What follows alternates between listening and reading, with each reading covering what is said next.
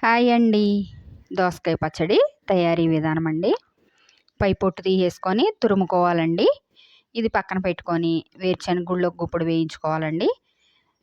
ఆ మూకుట్లో కొంచెం ఆయిల్ వేసుకొని ఒక 7, 8 పచ్చిమిర్చి వేయించుకోవాలండి. అవన్నీ మిక్సీలో వేసుకొని కొద్దిగా చింతపండు, జీలకర్ర, వెల్లుల్లి వేసుకోవాలండి. సాల్ట్ కూడా వేసుకొని మిక్సీ పట్టుకోవాలండి.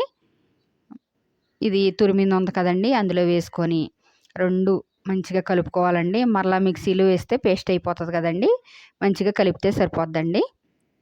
ఆ మూకుట్లోనే మళ్ళీ ఆయిల్ కొద్దిగా వేసుకొని 2, 3 టేబుల్ స్పూన్లు తాలింపులు, ఒక చిటికెడు ఇంగువ, ఒక 4 ఎండుమిర్చి, కొద్దిగా జీలకర్ర వేసుకోవాలండి. కరివేపాకు కూడా వేసుకొని మంచిగా మళ్ళీ వేసి కలుపుకొని కొద్దిగా కొత్తిమీర కూడా వేసుకుంటే చాలా అంటే చాలా టేస్టీగా ఉంటుందండి. ఇది వేయించక్కర్లేదండి, అంటే నిలవ ఉండేలాగా ఉంటే వేయించుకోవాలండి. ఇది దోసకాయ పచ్చడి చాలా బాగుంటుందండి. Please like